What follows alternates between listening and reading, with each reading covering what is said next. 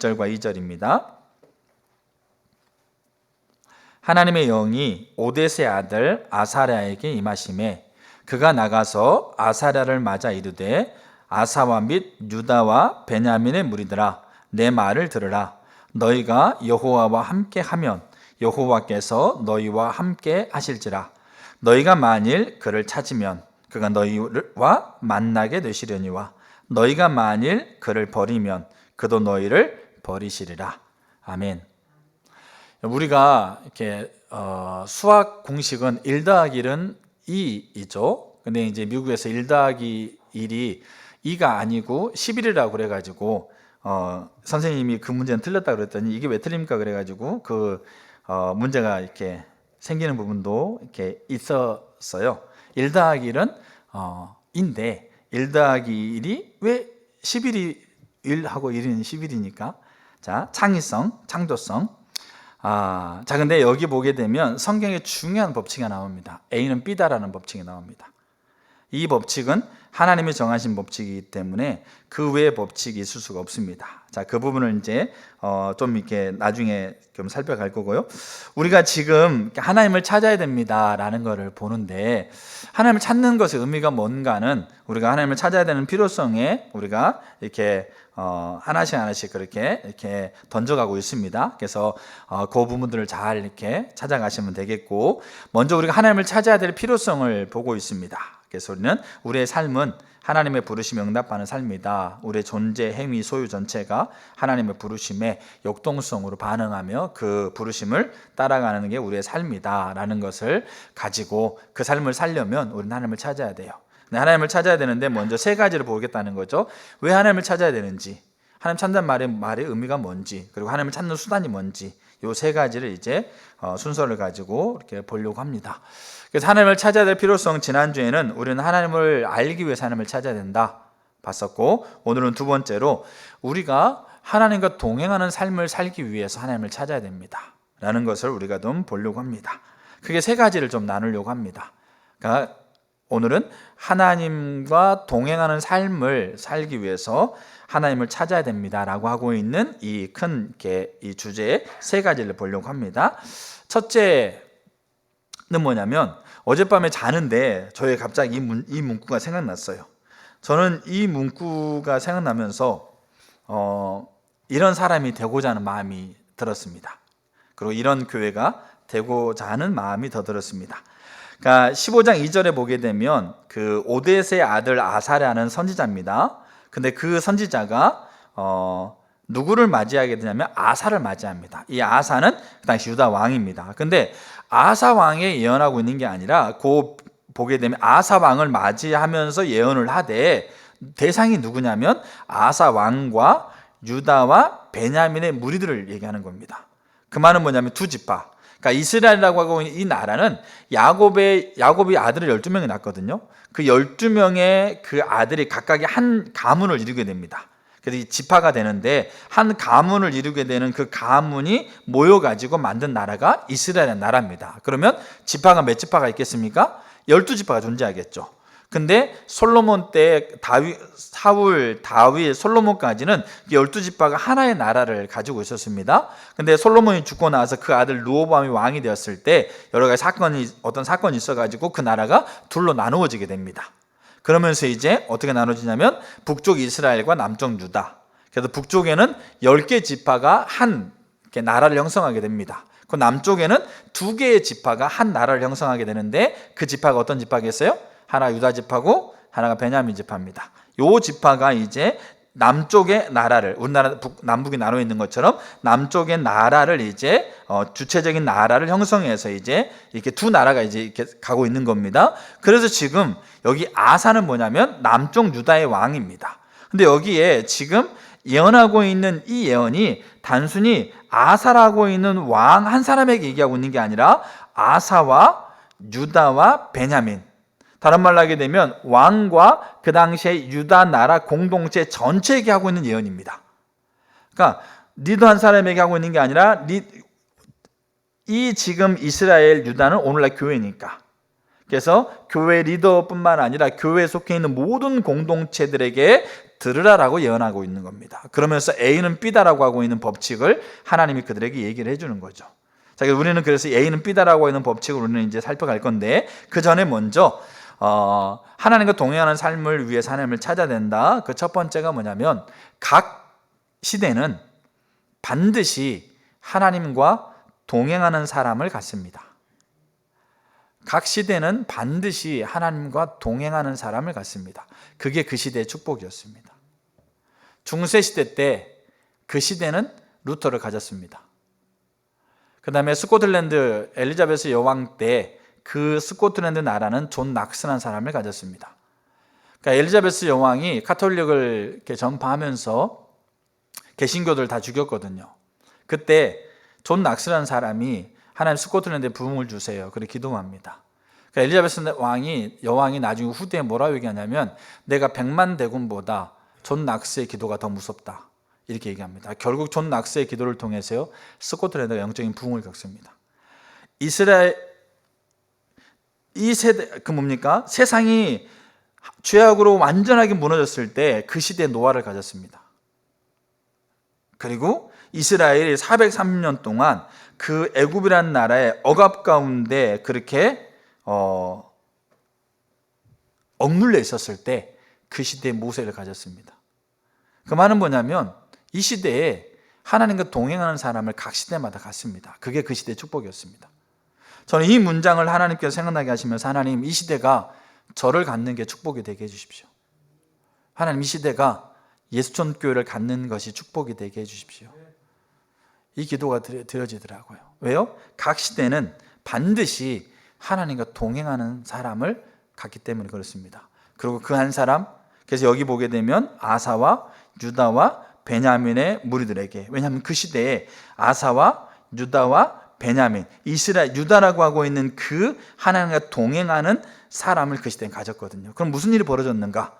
자, 이 뒤에 이제 제가 나중에 나눌 텐데, 자, 그래서 우리가 하나님과 동행하는 사람을 갖는데, 그 시대는 하나님과 동행하는 것이 뭘 의미하는가를 우리가 이해할 필요가 있습니다. 우리는 오늘날 하나님과 동행한다는 것을 우리는 어떻게 이해하냐면, 오늘날의 사람들의 관심은 뭐냐면 자기의 마음이 편한 거예요. 오늘날 사람들의 관심은 자기의 생활이 즐거운 거예요. 오늘날 사람들의 관심은 자기가 원하는 것들이 성취되는 거예요. 자기가 필요한 것들이 주어지는 겁니다. 그리고 자기가 원하고 자기가 필요한 것들을 위해서 내가 그거 살 수 있는 그 조건들을 갖춰가는 것. 그래서 그 조건을 갖추고 내가 원하는 것, 내가 필요한 것. 아니, 우리가 상담을 왜 합니까? 우리가 뭐 이렇게 명상, 아니면 우리가 뭡니까? 어디 가서 뭐 다놀드 같은 데 이런 데 있지 않습니까? 그런데 왜 우리가 가는 거죠? 우리 마음이 편해지기 위해서, 우리의 심령이 안정을 누리기 위해서, 자유함을 누리기 위해서, 그리고 더 즐거웠기 위해서, 내 삶이 즐겁고 내 삶이 안정되기 위해서, 그리고 내가 원하고 내가 필요한 것들을 누릴 수 있는 그런 것들을 갖추기 위해서 내 삶이 그렇게 세워져 가고 있는. 그래서 우리가 네가 즐거우면 즐거운 거다, 네가 편하면 편한 거다, 네가 원하면 그거는 좋은 거다 라고 우리를 가르치면서 자꾸 요즘 우리 시대에 자꾸 오는 뭐냐면, 내가 원하고 내가 즐겁고 내가 필요하고 내가 평안하는 것에 그렇게 관심이 갑니다. 근데 문제는 뭐냐면, 하나님과 동행하는 것도 그렇게 여긴다는 거죠. 하나님이 위로의 하나님이고 평강의 하나님이고 치료의 하나님이고 하나님 보호의 하나님이고 채우시는 하나님이니까, 그 하나님과 동행하면 그 하나님이 나를 평안하게 해주고, 그 하나님이 내 필요를 채워주고, 그 하나님이 내가 가지고 있는 마음의 소원을 이루시면서 그 일들을 그렇게 이 땅에서 적당하게 즐겁고 누릴 수 있는 걸 가능할 수 있는 환경들을 갖춰주시고, 우리는 그렇게 하나님과 동행하는 삶을, 우리가 그렇게 이 세대 가치관을 가지고 하나님과 동행하는 삶이라는 것을 바라보게 됩니다. 근데 성경에서 말하고 있는 하나님과 동행하는 삶은 그것의 핵심이 아닙니다. 그러니까 이 핵심적인 부분이 하나님과 동행하는 삶인데, 이 핵심적인 부분이 돼야만 우리가 하나님이 치유의 하나님이고 위로의 하나님이고 소망의 하나님이고 평강의 하나님에서 내 마음을 위로하고 소망을 갖게 하고 평강을 갖게 하고 요동치는 바다에서도 요동치 않는, 그것이 요 핵심이라는 것에 같이 있는 것이지, 우리는 이거를 분리해 버렸어요. 그래가지고 우리는 이 세대가 요구하고 있는 마음이 평안하고 원하는 것들을 이루는 거, 네가 즐겨하는 것들이 그냥 네가 즐긴 것이 그게 맞는 거야 라면서 그렇게 얘기해 주는 것대로 신앙도 고스란히 그대로 가져가는 거죠. 그냥 내가 즐겁지 않고 내가 기쁘지 않고 내가 충만하지 않으면 이게 뭔가 문제가 있는 것처럼, 여러분 물론 우리가 그 부분들에 고민하고 그 부분들을 세워가야 되는 건 맞습니다. 근데 우리가 가지고 있는 하나님과 동행한다고 하고 있는 것이 이 세대 가치관과 맞물려 버렸다는 거죠. 그러면 각 시대는 반드시 하나님과 동행하는 사람을 갖는다는 말은 이 세대 가치관에서 하나님 동행하는 것이라고 여기면서 가지고 있는 사람을 가져봤자 필요 없습니다. 가져봤자 그 시대가 정작 루터가 그런 사람이었겠어요? 낙스가 그런 사람이었겠어요? 모세가 그런 사람이었겠어요? 여기 아사와 유다와 베냐민의 무리들이 그런 사람이었겠어요? 그럼 이 시대가 갖는 하나님과 동행하는 사람은 누구냐? 그것은 이 한 개념과는 뗄래야 뗄 수 없는 관계를 갖습니다. 그게 뭐냐면 그게 하나님의 나라입니다. 하나님과 동행하는 삶이라고 하고 있는 것은 하나님의 나라와는 뗄래야 뗄 수가 없습니다. 근데 중요한 게 뭐냐면 마태복음 11장 12절에 뭐라고 표현되어 있냐면 침례 요한의 때부터 지금까지 천국은 침노를 당하나니 침노하는 자들은 빼앗는다. 여기에 동사가 2개 나옵니다. 그러니까 움직이는 거, 동사 2개 나옵니다. 2개가 뭡니까? 하나가 당한다, 두 번째가 빼앗는다. 이 2개의 동사가 다 현재형입니다. 그러니까 천국이, 하나님의 나라가 강력하게 침노를 당하고 있다. 침노가 당한다는 말은 강력하게 확장된다는 말입니다. 강력하게 확장돼 있고, 그 다음에 그게 동사 현재형입니다. 예수님이 말하고 있는 지금 이때까지. 그 말은 뭡니까? 현재형이라고 하고 있는 것은 지속적으로 되고 있는 행동인 거죠. 그러면 내가 지금 살고 있는 이때까지 하나님의 나라는 강력하게 확장되어 갑니다. 그리고 침노하는 자는 그걸 뺀다는 말은 강력하게 확장되어 가고 있는 그 나라를 붙들고 그 나라에 함께 한 걸음 한 걸음 강력하게 걸어가는 걸 얘기하는 겁니다. 이거를 성경은 하나님과 동행한다고 표현하고 있습니다. 그래서 각 시대가 우리가 분명하게 우리가 알아야 될 게 뭐냐면 각 시대마다 하나님께서, 그러니까 각 시대가 하나님과 동행하는 사람을 갖는다는 말은 하나님께서 각 시대마다 하나님과 동행하는 자들을 통해서 하나님의 나라를 이루겠다고 결정하셨기 때문에 각 시대는 하나님과 동행하는 사람을 갖게 돼 있는 거예요. 그래서 예레미야 보세요. 예레미야 33장 2절에 이렇게 나와 있어요. 그러니까 하나님과 동행하는 게 뭔가라는 이 개념을 우리가 분명하게 이해할 필요가 있다고요. 자, 33장 2절에 이를 행하시는 여호와, 그것을 만들며 성취하시는 여호와, 그 이름을 여호와라 하는 이가 이와 같이 이르시도다. 보세요. 이를 만들고 그 일을 행하시고 그 일을 성취하시고. 그 말은 무슨 말이냐면 하나님이 주도권을 가지고 하나님의 나라를 계획했고 그 나라를 인도하고 행하시고 그 나라를 성취하세요. 이게 하늘에서 하나님께 세우신 계획이에요. 뜻이에요. 주도권을 가지고 하나님이 계획하고 만들고 행하시고 성취한 거예요. 하나님이라는 분이 그분의 능력으로 모든 걸 다 하셨어요. 그리고 하나님은 각 시대마다 그 하나님께서 계획하시고 만드시고 행하시고 성취하셨던 그 하나님의 나라를 각 시대마다 그 시대에 실제적으로 구현시키기를 원하신 거예요. 구현시키기 위해서 하나님이 주도권을 가지고 하나님 자신과 목적과 길을 각 시대마다 계시하세요. 그러면 그 각 시대에 살고 있는 자들이 하나님이 계시하고 있는 하나님 자신과 목적과 길을 깨닫고 또는 발견하고 거기에 온 삶을 다해서 동참하는 것, 그게 하나님과 동행하는 겁니다. 이 핵심적인 하나님과 동행하는 것에 뭐가 있냐면 우리가 하나님이 위로자가 되시고 하나님이 우리의 필요를 채우는 자가 되시고 하나님이 우리의 소망이 되시는 그것이 여기에 들어있는 거예요. 여기에 같이 있는 거예요. 근데 우리는 이거를 어떻게 합니까? 이거를 분리했어요. 그래서 하나님과 동행하는 것이 마치 그렇게 이 세대가 가지고 있는 가치관처럼 그렇게 되어버린, 그 이상하게 되어버린, 그리고 그것이 하나님과 동행하기 위해서 하나님을 찾아야 됩니다라고 하니까 부지런히 하나님을 찾는다고 해요. 근데 문제는 뭐냐면 하나님과 동행하는 것이 요 핵심적인 부분이 빠져버리기 때문에 하나님을 찾는다는 것조차 하나님을 찾는 게 아니게 되는 거예요. 그러니까 우리의 삶에는 정작 내가 기뻐하고 즐거워하고 원하고 하는 이 하나님이라는 분이 내게 주시는 은혜로서의 내게 주어지는 이 부분들을 하나도 경험하고 있지 못하는, 그럼 뭐가 문제일까? 각 시대마다 반드시 하나님과 동행하는 사람을 갖는 것이 그 시대의 축복이라고 한다면, 그럼 뭐 이 시대는 저 여러분들이 있지 않습니까? 그럼 이 시대는 저 여러분을 가졌어요. 이게 이 시대의 축복이라는 거죠. 근데 문제는 우리가 하나님과 동행하는 삶이 우리 가운데 이 핵심적인 하나님의 나라를 빼버리고서는 하나님과 동행하는 삶을 우리가 말하는 것이 성경적인 개념이 아니라는 겁니다. 다시 말씀드리면 하나님이라는 분이 주도권을 가지고 계획하고 만들고 행하시고 완성하신 하나님의 나라, 하나님의 통치, 그 통치를 각 시대에 실현시키고 각 시대에 실제가 되게 하기 위해서 하나님의 주도권을 가지고 그 시대마다 자기 자신과 목적과 길을 알리십니다. 알리실 때 그 시대를 살아가는 사람이 그 하나님 자신과 목적과 길을 알고 발견하고 깨닫고, 그리고 그것에 온 삶을 다해서 붙들고 그것에 동참해 가는 것, 그게 하나님과 동행하는, 하나님의 나라에 동력하는 삶이라는 거죠. 그래서 각 시대는 반드시 하나님과 동행하는 삶을 갖는다. 이 부분이고요. 두 번째입니다. 자, 두 번째가 뭐냐면, 근데 하나님을 찾지 않으면 버려지게 됩니다. 하나님을 찾지 않으면 버려지게 된다. 우리가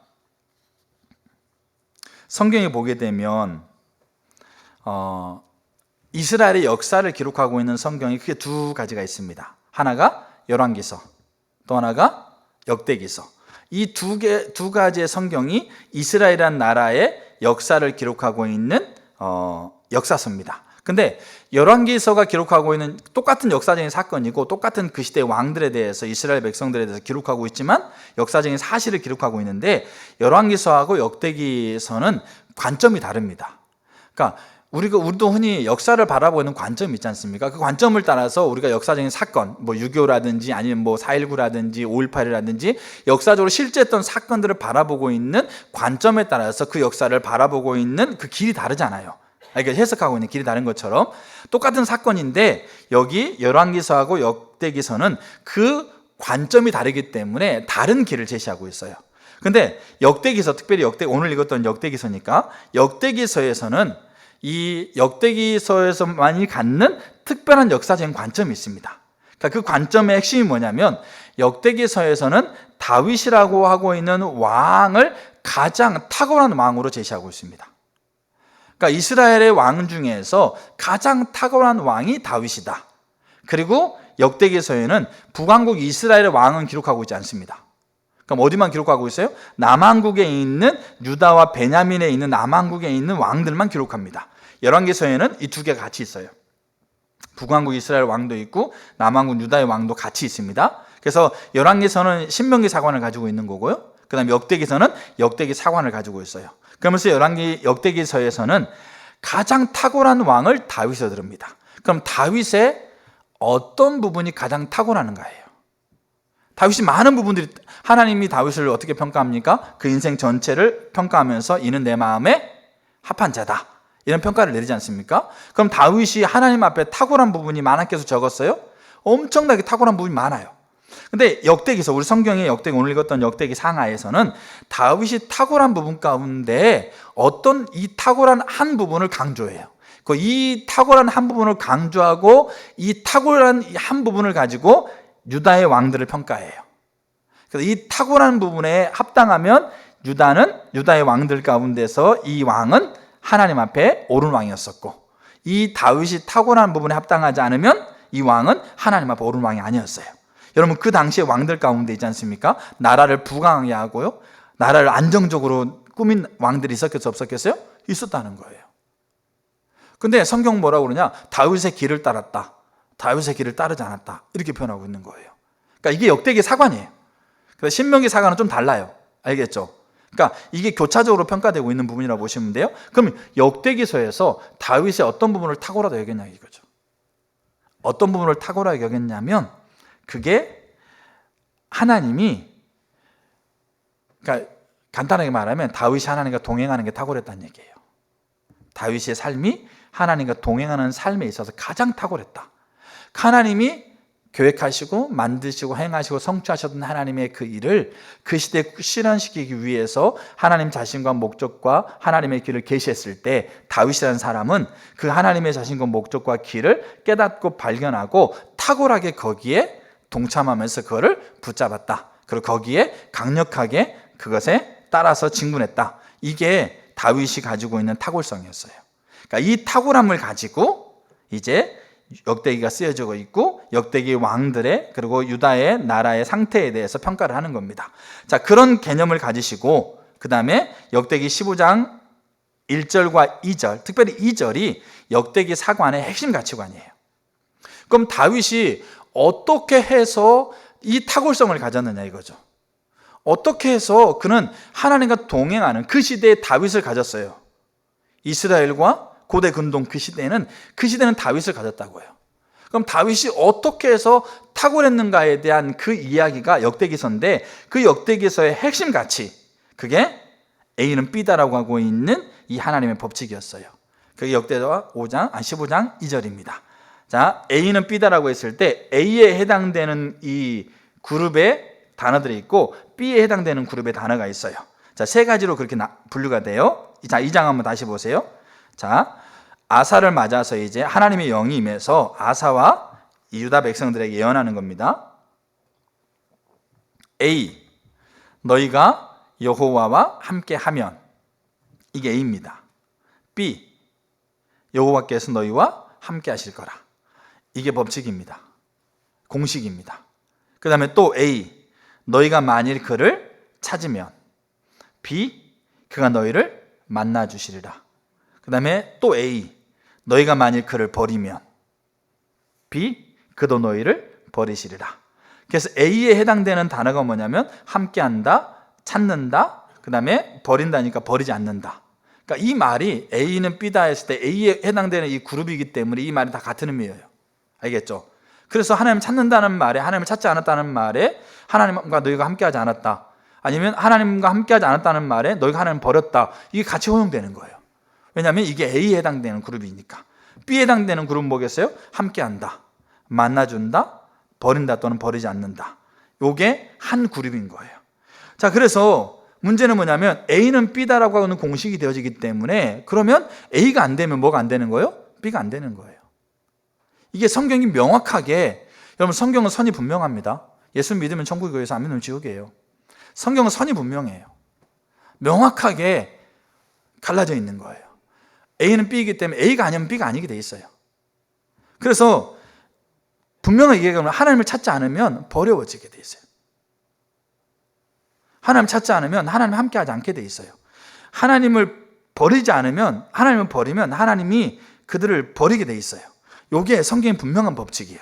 근데 우리가 알아야 될 게 뭐냐면, 그러면 이제 함께한다, 찾는다, 버리지 않는다는 말은 앞으로 가면서 더 볼 건데, 지금 우리가 보는 건 뭐냐면, 그러면 함께한다, 만난다, 그 다음에 버리지 않는다. 다른 말로 하게 되면 함께하지 않는다, 만나지 않는다, 버린다. 그럼 그 말의 의미가 뭐냐 이거죠. 이것이 지금 어디에 나와 있다고요? 역대기서에 나와 있다고. 역대기서. 그러니까 역대기서에 이게 역대기 사관의 핵심적인 가치, 핵심적인 중심 세계관이란 말이죠. 그러면 요 핵심적인 중심과 세계관이 지금 다윗이라고 하고 있는 사람의 탁월성을 만들었다는 얘기예요. 그 시대가 갖는 하나님과 동행하는 사람으로서의, 그 시대가 갖는 사람으로서의 탁월성을 다윗으로 하고는 갖겠다는 말이죠. 그렇기 때문에 함께하지 않는다, 만나주지 않는다, 버린다는 말이 요 다윗의 탁월성과 연결해서 봐야 돼요. 그 말은 무슨 말이냐면, 버린다, 만나지 않는다, 함께한다는 말은 뭐냐면 자녀됨을 버리는 게 아니에요. 하나님이 자녀 삼았어요. 근데 너 나와 함께 하잖아? 너 내 자녀 아니야? 너 이제 지옥 가야 돼. 그거를 얘기하고 있는 게 아니란 얘기예요. 그러면 지금 이 버린다는 말, 만나지 못하게 된다, 함께하지 못하게 된다는 말은 뭡니까? 제가 정말 강조하지만 다윗이 가지고 있는 탁월성을 할 수 있느냐 못하느냐의 상태 여부를 얘기하고 있어요. 다윗이 가지고 있는 탁월성이 뭐라고요? 하나님과 동행하는 삶이에요. 그래서 자, 역대기서를 보게 되면 지금 우리 15장만 보게 되면 보세요. 지금 아사와 유다와 베냐민 무리들에게 지금 이 A는 B다라는 법칙을 얘기하지 않습니까? 그러고 나서 바로 그 뒤에 무슨 일이 벌어지는가 한번 보면 돼요. 자, 다행히도 그 당시에 아사와 이스라엘 공동체는 하나님을 찾기로 결단해요. 하나님을 버리지 않기로 결단합니다. 하나님과 함께하는 것을 결단합니다. 그 결과 무슨 일이 벌어지는가 한번 봐야 될 게 있는데, 자, 그러면 자, 역대하 15장 5절 한번 보세요. 5절. 그때 온 땅의 모든 주민이 크게 요란하여 사람의 출입이 평안하지 못하며 이 나라와 저 나라가 서로 치고 이 성읍이 저 성읍과 또한 그러하여 피차 상한 바 되었나니 이는 하나님이 여러 가지 고난으로 요란하게 하셨습니다. 그러니까 하나님이 떠나 있는 결과로 그 삶 안에 고난이 찾아오는 거예요. 알겠죠? 근데 내가 있는 고난을 견디는 것이 아니라, 내가 있는 결핍을 견디는 게 아니라 내가 있는 결핍을 다른 사람에게 빼앗아가려고 하고 있는 자기의 본성 가운데 이 성읍과 저 성읍이 부딪히고 이 나라와 저 나라가 부딪히는 거예요. 그러니까 하나님이 떠나 있는 결과 나와 있는 결핍을 해결하기 위해서 남의 것을 빼앗아야 되는 그 상황 가운데, 이 자기 중심성이 자기 본성 가운데서 이 상황 가운데 지금 난리가 벌어지고 있는 거죠. 근데 그 시대의 하나님의 의도는 그게 아니었었어요. 그럼 그 시대 하나님의 의도는 뭐겠어요? 하나님의 통치 아래서 화목하고 평안하고 안정을 누리는 게 하나님의 뜻이에요. 여러분, 하나님의 나라는 예수님께서 이 땅에 이루신 하나님의 나라는 하나님과 우리의 화목입니다. 그리고 나와 이웃의 화목입니다. 그리고 나와 내 피조세계의 화목, 그 화목을 이루신 거예요. 이게 창조지 않습니까? 근데 그게 하나님 나라 통치의 하나님의 목적인데 이들이 하나님을 떠난 결과 그 화목이 안 되고 있는 거죠. 근데 그 시대의 하나님의 의도는 뭐냐면 그 하나님의 통치 아래서 유다뿐만 아니라 유다 이스라엘, 그 다음에 유다 접경에 있는 나라와 나라들 간에 화목을 누리게 하는 것이 하나님의 의도, 하나님의 나라의 목적입니다. 이거를 어떻게 했다고요? 하나님이 계획했고 만들었고 행하고 성취했다고요. 그 시대에. 그래서 그 시대에 이제 하나님께서 지금 아사 왕과 유다 백성들에게 하나님 자신과 목적과 길을 계시하시는 거예요. 그 분위기 속에서. 자, 그러고 나서 이들이 8절 9절에 하나님 찾기로 결단합니다. 그러고 나서 자, 15절에 어떻게 되어 있냐면, 자, 온 유다가 이 맹세를 기뻐한지라. 우리가 하나님 찾읍시다. 우리가 하나님보다도 소중한 것을 버리고 하나님을 전부로 삼았던 자리에서 떠나려고 했던 우리의 중심의 태도와 자세를 버리고 그 중심의 태도와 자세를 통해서 우리가 가지고 있었던 모두 우상단지를 다 쓰레기처럼 벗어버리고 정말로 하나님 찾고자 하는 마음으로 제단을 회복하고, 이게 8절 9절에 나오는 내용이에요. 그것들을 그들이 하나님 앞에 하기로 그들이 그렇게 아사부터 그렇게 하나님 앞에 결단했다는 거죠. 근데 온 유다가 이 맹세를 기뻐해요. 그리고 15절에 분명히 기록되어 있어요. 무리가 마음을 다하여 맹세하고 뜻을 다하여 여호와를 뭐 했으므로? 여호와를 찾았으므로. 여호와께서도 그들을 만나주시고, 그리고 그 만나주시는 그것이 다윗의 탁월성을 갖게 했던 것처럼 그들의 사방에 뭐 했더라? 평안을 주셨더라. 15장 19절. 이때부터 아사왕 제35년까지 다시 전쟁이 없느니라. 이 말은 즉슨 유다라는 나라가 자기가 원하는 평안과 번영과 안정과 기쁨을, 자기가 필요한 것들 다 누리는 이 하나님 나라가 빠져버린 상태에서 이 세대가 원하고 있는 것들을 마음 잘 누렸다, 평안했다, 이거 얘기하고 있는 게 아니에요. 유다라는 나라를 하나님이 전시 백성으로 세우고 산 위의 도시로 세우고 다윗이 왕으로 세웠을 때 그 당시 고대 운동을 장악했거든요. 그 말은 무슨 말이냐면 그 다윗의 왕이 되었던 그 시대에는 그 다윗이 가지고 있는 하나님의 나라 안에서 그 고대 운동에 있는 나라들이 다시는 이 성읍과 저 성읍이 피차 상한바 되지 않고 요란하게 되지 않고 평안을 얻는 하나님의 나라 통치가를 통해서 화목되어지고 화평을 이루는 일이 일어났다는 거죠. 언제? 아사 왕 때도 똑같이. 그래서 아사가 다윗의 길을 따라서 살았던 왕이기 때문에 하나님께서 옳게 살았다고 인정했던 왕이라고 평가를 받아요. 요게 하나님을 찾지 않으면 하나님이 버릴 수밖에 없다라고 하고 있는 그 말의 의미인 거죠. 그래서 사무엘상 16장 1절에 이렇게 돼 있어요. 여호와께서 사무엘에게 이르시되 내가 이미 사울을 버려. 성경은 분명히 하나님의 사울을 버렸다고 돼 있어요. 버려.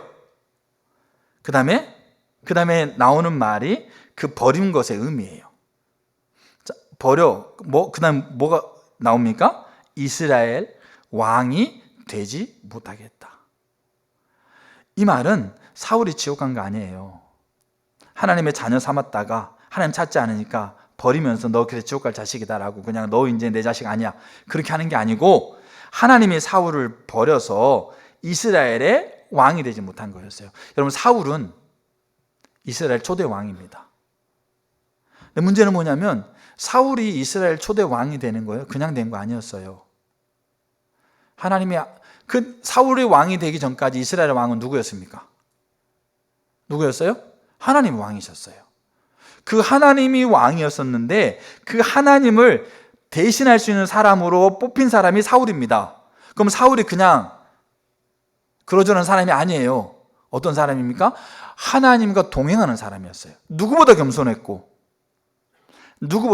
사람보다 한 뼘이 더 컸거든요. 누구보다도 자기 것을 내세울 수 있고 누구보다 자기 유익을 구할 수 있는 누구보다도 그런 조건이 있는 그런 사람이었음에도 불구하고 누구보다 하나님을 사랑했고요. 누구보다 겸손했고 그 중심에 하나님을 전부로 여겼던 사람이 사울이었어요. 근데 그 사울이 점점 하나님을 찾지 않아서 하나님 자기 중심에 하나님이 전부가 되는 자리에서 그가 점점 떠나요. 그러면서 자기 명예, 명성, 자기가 원하는 것, 그 다음에 자기가 누리고 싶은 것, 자기가 갖고 싶은 것, 그것들이 점점 그 자리에 찾아오는 거예요. 그게 안 이루어지려 보니까 그게 안 이루어질 환경이 두려워지는 거예요. 전쟁터에서 블레셋과 승리해가지고 자기의 명성, 자기의 욕심, 자기가 이루고 싶어하는 걸 이루어야 되는데 전쟁터에 블레셋이 가득 있는데 사무엘은 오지 않고 백성은 막 흩어지는 거죠. 그러니까 뭐 하는 거예요? 자기가 제사를 지내고. 아말렉과 전쟁에서 승리했을 때 자기를 위해서 기념비를 세우고 점점 하나님 중심이었다가 하나님을 전부로 여겼다가 하나님만이 그의 사랑의 유일한 대상이었다가 점점 그 중심이 떠난 거예요. 그게 하나님을 찾지 않은 거였어요. 그래서 하나님이 사울을 버릴 수밖에 없는 거죠. 근데 그 버린 결과가 사울의 지옥이 아닙니다. 그 버린 결과가 사울은 이제 너는 이렇게 지옥 가야 돼. 너는 이제 쓸모없어. 이게 아닌 거죠. 뭐냐? 하나님이 그 시대에 하나님께서 이루고자 하고 있는 하나님의 나라, 그 하나님의 나라 왕으로서 하나님을 대리해서 하나님을 보여줘야 될 그 자리에서 그는 그 자리를 계속 있을 수가 없는 거죠. 그리고 그 일을 할 수 있는 사람인 다윗을 세운 거죠. 근데 다윗이 그게 탁월했다는 얘기예요. 자기가 왕으로서 하나님을 보여주는, 그 말은 뭡니까? 하나님께서 계획하고 성취하고 이루시는 그 일들을 계시했을 때 거기에 다윗이 철저하게 따라가는 거잖아요. 왜? 내가 왕이 아니고 하나님 나의 왕이라는 것을 철저하게 따라가면서 탁월하게 그걸 한 거예요. 그러니까 하나님이 다윗을 세우고 다윗이 그럼 다윗이 밧세바를 범하는 범죄도 저질렀거든요. 근데 어떻게 보면 사울보다 더 어마어마한 범죄를 저지른 게 다윗이에요. 그럼에도 불구하고 하나님이 그가 내 마음에 합한 자라는 평가를 내리고 있는 부분들이 바로 이 부분인 거예요. 그럼 버린다는 말의 의미가 뭐냐? 버린다는 말의 의미는 A는 B라는 법칙 가운데서요, 반드시 이 법칙이 변하지 않는 법칙으로 존재합니다. 그러면 버린다는 말은 더 이상 신분적으로 하나님의 자녀가 되기를 중단한다는 것이 아니에요. 여전히 하나님 백성이에요.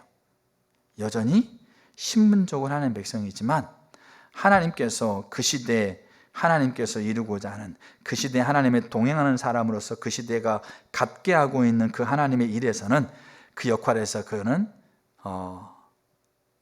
함께 할 수가 없게 되는 겁니다. 뭐 예수 믿고 구원만 받으면 되지. 여러분 그렇게 얘기하면 사실 우리는 이 부분을 나눌 필요도 없어요. 사실은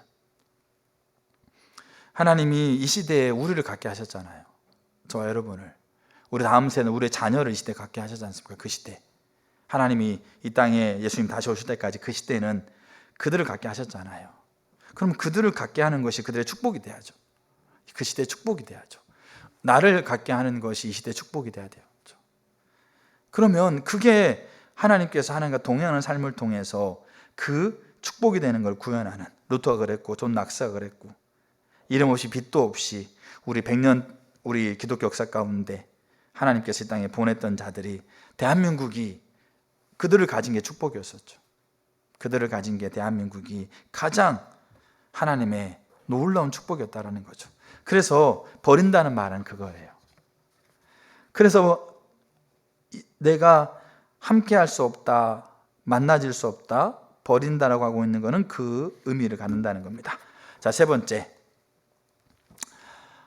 왜 하나님을 찾지 않으면 버려지는가예요. 왜 하나님을 찾지 않으면 버려지는가? 일단 우리가 이건 두 가지로 좀 이해할 필요가 있어요. 첫째는 뭐냐면, 우리는 이런 성경의 구절을 가지고 하나님을 얼마나 많이 오해하는지 몰라요. 또한 하나님을 얼마나 많이 판단하는지 몰라요. 하나님이 사랑의 하나님이라고 그러는데 왜 버리시냐고, 하나님 사랑의 하나님이라 하는데 왜 저주하시냐고, 왜 하나님 사랑의 하나님이라고 그러는데 왜 함께하지 않느냐고. 내가 부모인데 내 자식이, 내 자녀가, 제가 아들 딸 해서 3명 키우잖아요. 이 아들 딸이 문제 있고 잘못하고 어리석다고 그래서 부모가, 사랑하는 부모가 자녀를 버릴 수 있냐고.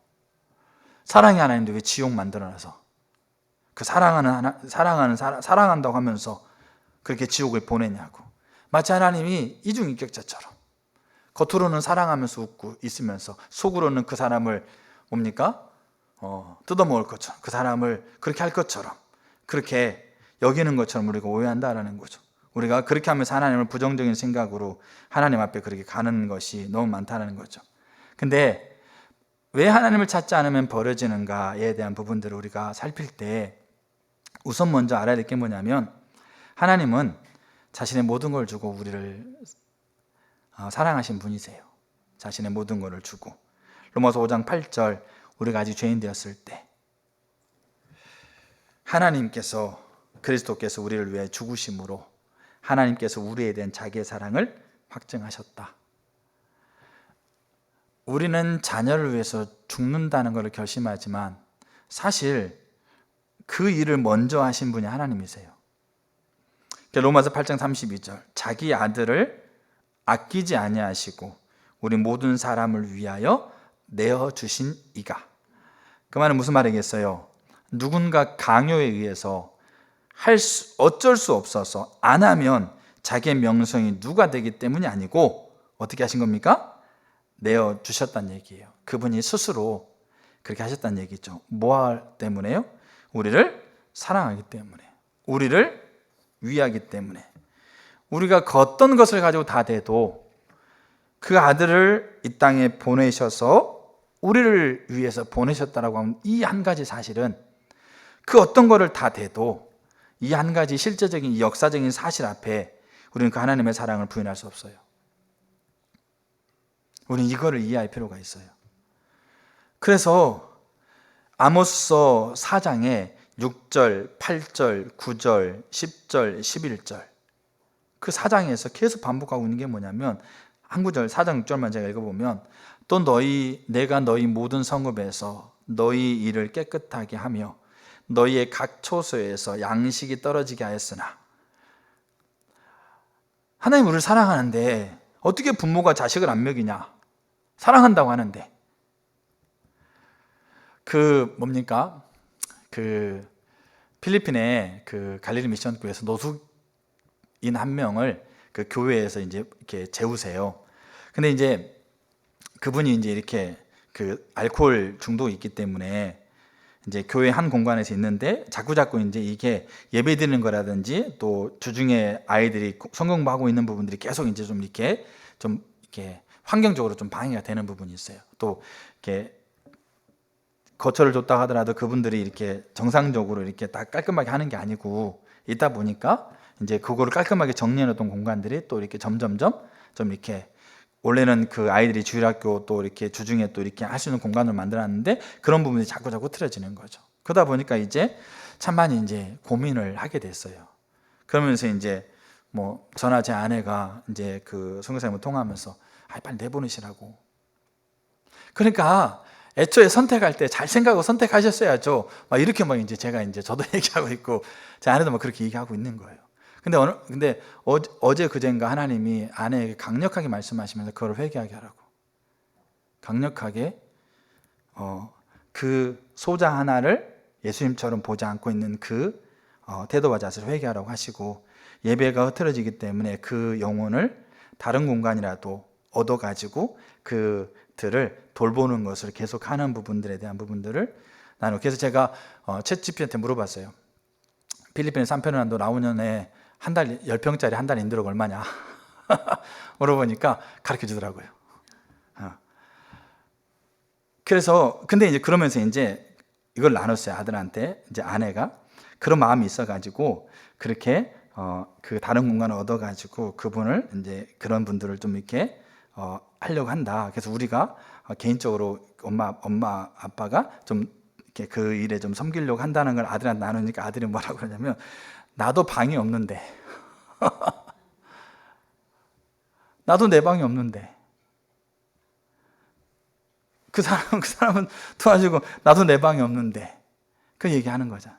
그러니까 무슨 말을 제가 드리고 싶으냐면, 저희 집에 방이 없다고 얘기하는 걸 얘기하는 게 아니고, 무슨 말을 하고 싶냐면, 우리가 각 처소에서 양식이 떨어지게 하였다 이렇게 하게 되면 즉각 우리는 그렇게 얘기해요. 하나님을 사랑하는데, 하나님 우리 부모고 우리 아버지신데 왜 양식이 떨어지냐고. 나도 먹을 게 없는데, 나도 입을 게 없는데, 나도 가진 게 없는데, 나도 내가 원하는 거 아빠로서 엄마로서 나한테도 잘 안 해주고 있는데, 그렇게 즉각 대답한다고요. 근데 우리가 이 뒤에 하나님 뭐라고 그러냐면, 이 뒤에 너희가 내게로 돌아오지 아니하였다. 이 하나님의 이 표현이 6절, 8절, 9절, 10절, 11절에 계속 반복되는 거죠. 근데 그 앞에는 그들이 상황 가운데 그들이 원하는 바, 그들이 필요한 것이 결핍이 되는 상황이 계속 나와요. 근데 우리는 이 결핍을 통해서 우리는 하나님을 그렇게 생각한다고요. 하나님 왜 그렇게 안 해주냐고요. 하나님 왜 이렇게 해가지고 그러면서 왜 그렇게 안 해주냐고 이렇게 접근하는 건데, 하나님은 그 일을 하고 있는 게 뭐냐면, 그 일을 풍성하게 누릴 수 있는 내게로 돌아오라고 얘기하고 있는 거예요. 내게로 돌아와서 나를 찾고 나와 동행하는 것 안에서 내게 있게 되어지게 되면 그 부분들을 하나님께서 그 부분들을 책임져 가시겠다는 얘기죠. 그리고 그 부분들이 있고 없고가 내가 가지고 있는 관심사였고, 있으면 즐겁고 없으면 기분 나쁘고, 있으면 우월하고 없으면 좌절되고, 이런 관점이었었는데, 내가 하나님께 그가 돌아오게 되면 있고 없고의 차이에 따라서 좋아지냐 안 좋아지냐 그것 자체가 바꿔버렸다 이거죠. 그러니까 아버지는 그 책임을 안 하고 있는 게 아니라 어느 때보다도 그 책임을 다하기 위해서 그것을 누릴 수 있고, 오히려 그것을 극복할 수 있는 그 자리로 오고 있는 길을 지금 이스라엘 백성에게 끊임없이 내게로 돌아오라고 하지만 그들이 돌아오지 않았다고 얘기하고 있는 거예요. 그러니까 우리는 하나님을 찾지 않으면 우리는 버려진다라고 하고 있는 것을, 하나님의 사랑이시는데 왜 버리는 걸까라고 그렇게 접근하는 것이 우리에게 옳지 않은 태도라는 거예요. 그러면 하나님이 버린다는 말을 성경에 이렇게 쓰고 있어요. 하나님이 심판하신다, 저주하신다, 그 다음에 버린다, 함께하지 않는다, 만나주지 않는다, 이런 표현을 쓰고 있지 않습니까? 이런 표현도 우리는 어떻게 이해해야 될까에 대한 부분이에요. 자, 성경에서 제가 몇 구절을 읽어드릴게요. 갈라디아서 1장 6절, 그리스도의 은혜로 너희를 부르시는 일을 이같이 속히 떠나. 사사 2장 16절 여호와께서 사사들을 세우사 노략자의 손에서 그들을 구원하게 하셨으나 그들이 그 사사들에게도 순종하지 아니하고 오히려 다른 신들을 따라가 음행하며 그들에게 절하고 여호와의 명령을 순종하던 그들의 조상들이 행하던 길에서 속히 치우쳐 떠나서 예레미야 3장 20절 그런데 이스라엘 족속아 마치 아내가 그의 남편을 속이고 떠나감 같이 너희가 확실히 나를 속였다. 예레미야 8장 5절 이 예루살렘 백성이 항상 나를 떠나 물러감은 예레미야 31장 32절 이 언약은 내가 그들의 조상들의 손을 잡고 애굽 땅에서 인도하여 내던 날에 맺은 것과 같이 아니할 것은 내가 그들의 남편이 되었어도 그들이 내 언약을 깨뜨렸습니다. 호세아 7장 13절 화 있을진저 그들이 나를 떠나 그릇 같습니다. 하나님이 지속적으로 버리다 그리고 버릴 수밖에 심판한다, 저주한다라고 하고 있는 그 표현들을 하나님이 지금 집중적으로 뭐라고 쓰고 있냐면 너희들이 떠났다, 너희들이 치우쳤다, 너희들이 깨뜨렸다, 너희들이 그릇 같다 이렇게 얘기하고 있는 거죠. 자, 이것에 가장 핵심적으로 나오고 있는 구절이 마태복음 13장 13절과 14절, 15절이에요. 이게 너무 중요한 부분이에요. 이게 하나님을 찾지 않으면 왜 우리가 버려질 수밖에 없는가에 대한 핵심적인 부분이에요. 자, 13장 13절 보세요. 그러므로 내가 그들에게 비유로 말하는 것은 그들이 보아도 보지 못하며 들어도 듣지 못한다. 여기 잘 봐야 될 게 뭐냐면 하나님이 보게 하도록, 하나님이 듣게 하도록, 하나님이 지속적으로 하나님이 그 행동을, 그 책임을 가지고 있는 그 행동을 하나님이 안 하고 있는 걸 얘기하고 있는 게 아니에요. 하나님은 지속적으로 보게 하고 지속적으로 듣게 하고, 왜요? 그 시대가 하나님과 동행하는 사람을 갖도록, 하나님은 그 동행하는 교회를 그 시대가 갖도록 하나님은 지속적으로 계획하시고 성취하시고 이루시고 행하시는, 인도하시는 것들을, 자신과 목적과 길을 보게 하시고 듣게 하시고 알게 하는 것을 하나님은 책임성을 가지고 신실하게 그 일을 행하신다고요. 자, 근데 13장 15절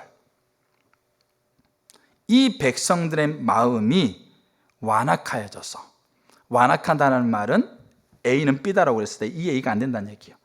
함께하지 않고 찾지 않고 뭡니까?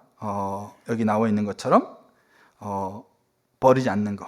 그러니까 요게 안 됐다는 거죠. 근데 완악이라는 말의 의미가 뭐냐면 비둔하고 살찐다는 얘기예요. 비둔하고 살이 쪄 있다. 여러분, 우리가 올림픽을 준비하는 선수도 있지 않습니까? 그 4년마다 한 번씩 일어나는 경기지 않습니까? 그러면 그 올림픽이라고 하면 한 예선이면 예선, 결선이면 결선, 한 경기를 위해서 그들은 어떻게 합니까? 자기의 생각과 감정과 육체를 그 한 경기를 할 수 있는 가장 타고난 상태로 만들어요. 그래서 그 경기를 하는 거예요. 근데 그들이 이제 그 자리에서 이제 은퇴하고 나서 이제 점점점 그것들이 무뎌지게 되어지면 어떻게 됩니까? 그 살이 찌게 되어지고 마음가짐이 찌게 되고, 그래서 은퇴하신 사람들이 물론 이제 신체가 노화되는 부분도 있긴 하겠지만 문제는 뭐냐면 그 부분들이 놓쳐져 버리게 되어지게 되면 예전 기량이 안 나타난다고요. 같은 현역 자리에 있어도 우승했던 사람들이 그걸로 인해서 자기 만족을 갖게 되어지게 되면 그 다음 경기에 그가 최고의 상태로 만들지 않는 결과가 일어나게 되어지면 살찌고 비대해지고 비둔해지게 되면 그 이전 결과가 안 나타난다고요. 왜냐하면 자기의 상태를 그곳에 가장 적합한 상태로, 최적의 상태로 맞춰놓으면서 그것을 경기에 임하니까. 근데 이 완악하다는 말이 뭐냐면 살찌고 비둔해져서 예전의 모습이 안 나온다는 얘기예요. 근데 어디가 완악했다고요? 어디가? 마음이 완악하다고요. 마음은 헬라어로 카르데아를 얘기합니다. 그만 우리의 생각, 감정, 행동, 그 다음에 우리의 결정을 하는 가장 본질적인 자리를 성경은 마음이라고 표현해요. 그 마음이 살이 쪘어요. 그 마음이 비대해졌어요. 그 마음이 둔해졌어요. 자, 그러다 보니까 어떤 결과가 나오냐면 그 귀는 듣기에 둔하고 눈은 감았다 이렇게 되어 있어요. 여기 둔하다는 말이 뭐냐면 우리가요 어떤 할아버지가 있으면 할아버지 그럼 못 들어요. 할아버지 그래야지 오 그게 듣는다는 거죠.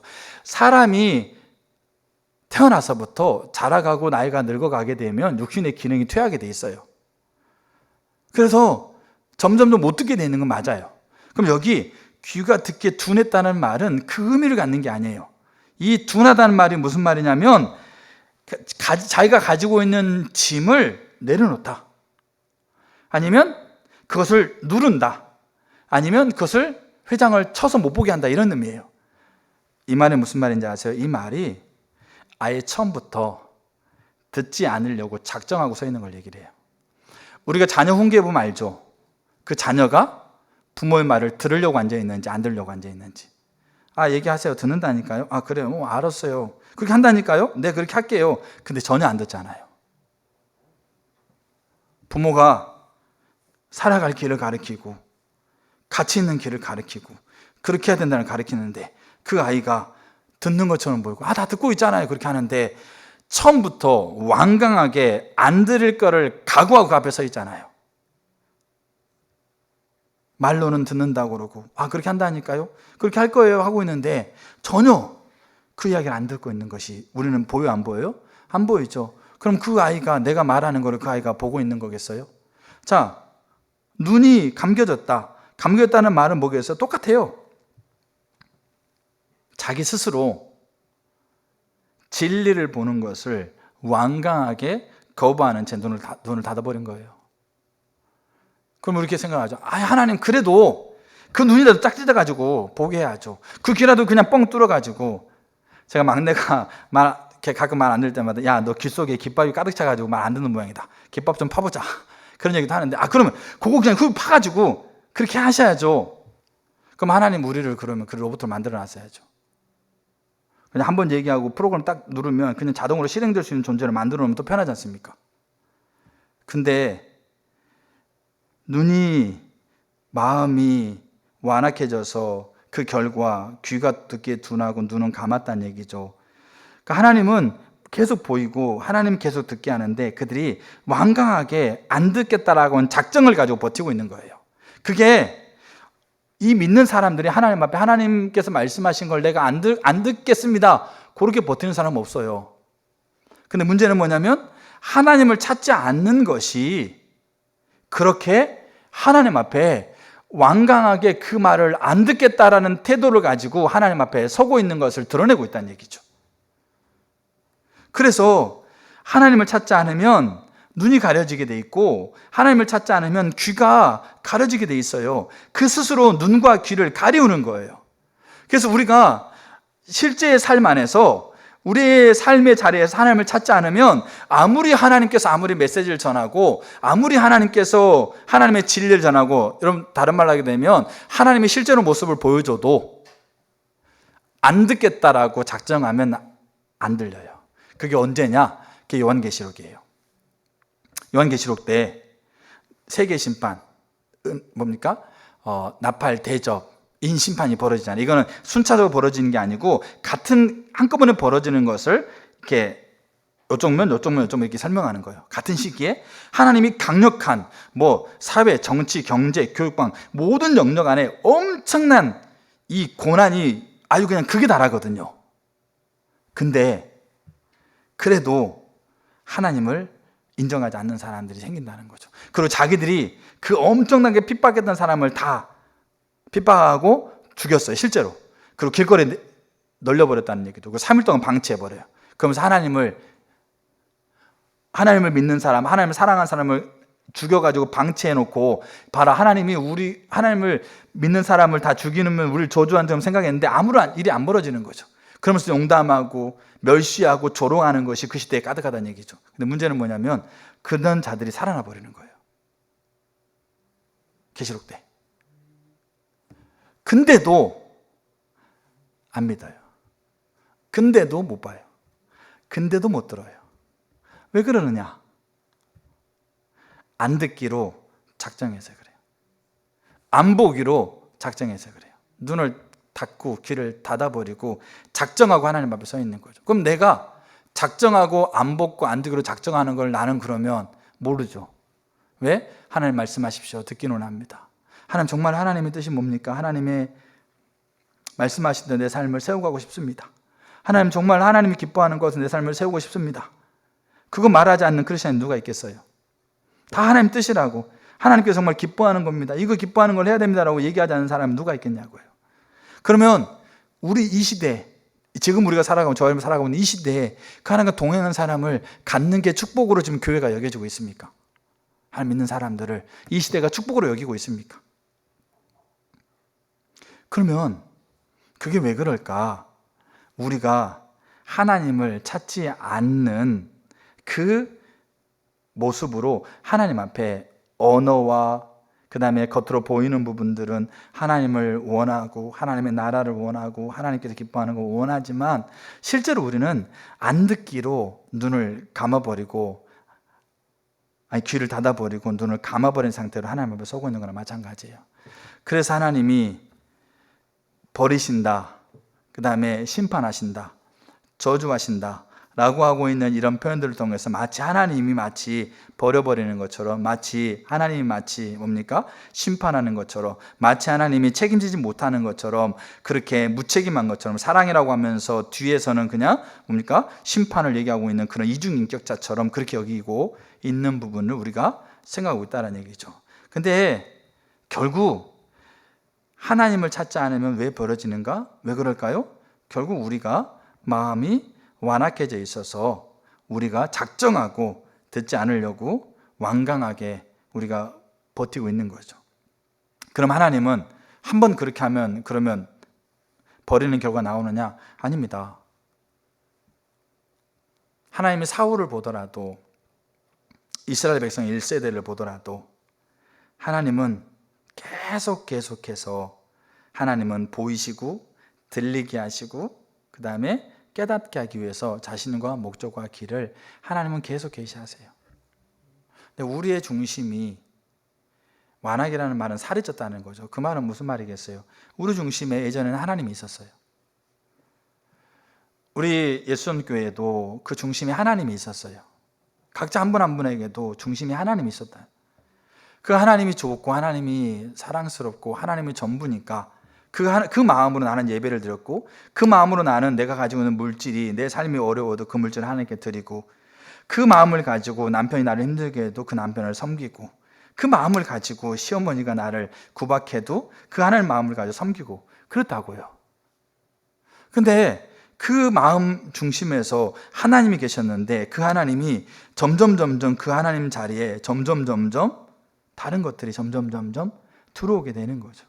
근데 여전히 예배를 드리고 여전히 그 모양은 계속 유지되고 있고, 그렇게 하다 보니까 내가 어느새부턴가 내가 완강하게 안 듣기로 작정한 상태로 하나님 앞에 서고 있는 그 모습이 되어버린 거예요. 아무리 불러도 아무리 외쳐도. 여러분, 예수님이 우리를 위해 십자가에 죽으셨다라고 하는 이 한마디 말에, 여러분 지금 그 한마디 말에 여러분 감격스럽습니까? 머리로는 감격이 동의가 되시잖아요. 정말 놀라운 사건이고 나를 구원하는 사건이 감격이 되시잖아요. 근데 그 감격이, 그 얘기를 들을 때마다 그 감격이 가슴으로 내려오세요. 하나님이 하나님의 위대한 일을 행하고 있고 강력하게 확장되는 그 나라에 하나님이 강력하게 붙드는 자들이 하나님께 동행하는 자다라고 하고 있는 이 어마어마한 얘기가 머리로는 감격스럽죠. 와, 그 하나님과 함께 서서 놀라운 일을 이루는 것이 감격스럽겠다는, 머리로는 감격이 되죠. 근데 가슴으로 내려오십니까, 그게? 그럼 그 이유는 뭘까요? 하나님이 우리에게 말씀하지 않으셔서 그럴까요? 아니면 하나님, 당신 나를 버렸잖아요. 당신이 버린다고 그랬으니까, 당신이 저주한다고 그랬으니까 당신 나 버렸는데 내가 그걸 못할 수밖에 없죠. 그렇게 하나님 앞에 그렇게 우리가 서야 되는 건 아니지 않습니까? 분명하게 성경은 얘기하고 있는 게 뭐냐면, 버린 결과가 되어지는 것은 그 결과의 책임이 하나님께 있는 게 아니고, 그 결과의 책임이, 하나님은 자기의 책임을 신실하게, 여호와이세요, 신실하게 창조 때부터 일관성을 가지고 신구약의 하나님과 지금 이 시대 하나님과 영원한 나라에 계신 하나님은 같아요. 일관성을 가지고 하나님은 그 시대가 하나님과 동행하는 사람을 갖게 하기 위해서 하나님은 지금도 움직이신 분이에요. 그건 변하지 않으셨어요. 그리고 오래 참으시고 기다려주시고 또 얘기하고 또 얘기해 주시고 또 가르쳐 주시고 또 가르쳐 주시고 그런 분이세요. 근데 우리가 하나님을 찾지 않는 그 모습이 우리의 눈을 가리우고 우리의 귀를 가리우는 그 상태로 스스로 전락해버리는, 그래서 결국 그 상태에 빠진 우리들이 결국 하나님이 함께 있지 못해서 하나님이 기뻐하시는 그 일에 우리가 온전하게 설 수 없는 상태로 우리가 그렇게 흘러가고 그렇게 살아갈 수밖에 없는 그 모습을 버린다는 표현을 쓰고 있는 겁니다. 그래서 사울은 그 왕의 자리에서 내려오게 되고요. 그리고 성경에 보게 되면 사무엘이 더 이상 사울을 찾지 않습니다. 여전히 사울은 제사를 드렸고 여전히 사울은 예배를 드렸는데 더 이상 사무엘이 사울을 찾지 않습니다. 그거는 한 개인이 한 개인을 찾지 않았다는 얘기가 아니고 더 이상 하나님이 그와 함께하고 있지 않는다는 것을 표현해 주고 있습니다. 그래서 얼마까지는 사울은 죽을 때까지 왕이었어요. 사울은 왕으로 죽었습니다. 이스라엘 왕으로 죽었습니다. 근데 문제는 이스라엘 왕이 아니었던 거죠. 그 사울이 죽는 그 시기, 교차점 그 시기에 이스라엘의 왕이 그 시대가 하나님께서 동행하는 사람으로서의 이스라엘 왕을 그는 갖고 있었어요. 그게 누구였느냐? 다윗이었던 거예요. 사울은 더 이상 그 시대가 갖는 하나님과 동행하는 삶이 되지 못했어요. 근데 하나님은 그 시대에 그 교차되는 그 시점에 다윗이라는 그 어린아이, 그 아이를 하나님은 그 시대가 갖게 하도록 그를 세워갔다는 거죠. 이 다윗이 가장 탁월했던 게 바로 이 부분이었어요. 하나님과 동행하는 것. 근데 이거를 기록하면서, 역대기서 기록하면서 그 가장 핵심적인 가치가 뭐냐? A는 B다. 함께하면 함께할 거고, 찾으면 만날 거고, 버리면 버린다. 요 A는 B다라고 하고 있는 이 법칙이 다윗이 가지고 있었던 가장 그 역대기 사관에서 관점에서 가장 탁월했던 그것을 다윗이 성취했던 그 결과를 가졌다라고 평가를 내리고 있다라는 거죠. 그렇다고 한다면 저는 하나님 앞에 그렇게, 제가 아까 서도 얘기했지 않습니까? 어제 밤에 잠을 자는데 그게 갑자기 생각났어요. 각 시대마다 그 시대는 하나님을 찾는 자들을 갖는다. 그게 그 시대의 축복이었다. 종교개혁 때는 만약에 루터를 갖지 못했다면 정말 사실상 인류 역사가 몇백 년 후퇴할 수 있어요. 그리고 노아, 루터, 존 낙스, 그 다음에 요한 웨슬레, 존 에드워드, 이름만 들어도 알 수 있는, 그리고 그럼 그 사람만이 아니죠. 루터와 함께 있었던 개혁의 종교교회의 무리들, 낙스와 함께 있었던 이름 없는 자들, 그 대표성으로 낙스라는 사람의 이름이 불려지는 거지. 그 다음에 요한 웨슬레, 존 에드워드, 무디. 그럼 이 시대에는 저를 갖는 게 이 시대의 축복이 되기를 원한다는 거죠. 이 시대에 우리 예수님교를 갖고 있는 것이 이 시대의 가장 큰 축복이 되기를 원한다. 이게 제 마음속에 열망이 되더라고요. 그러니까 정말 나는 하나님 찾아야 되겠다. 어떻게 해서든지 하나님을 찾는 자를 써야 되겠다. 이런 부분들이 더 하나님 앞에 결단이 되어지고 고백이 되어집니다. 여러분, 그래서 모이기를 패하는 자들 습관처럼 하지 마시고 모이세요. 기도하시고 모이세요. 예배 때마다 모여서 기도하세요. 외치세요. 예배 때도 안 모이면서 하나님 찾는다고 하는 것 자체가 사실은 어떻게 보면 우리가 돌아봐야 될 부분 중에 하나예요. 그래서 저 여러분들이 그렇게 하나님을 찾는 자리가 왜 필요하다는 것을 더 분명하게 인식하고 하나님 찾는 것을 더 고민하는 은혜가 있으면 좋겠습니다. 우리 찬양 같이 하겠습니다.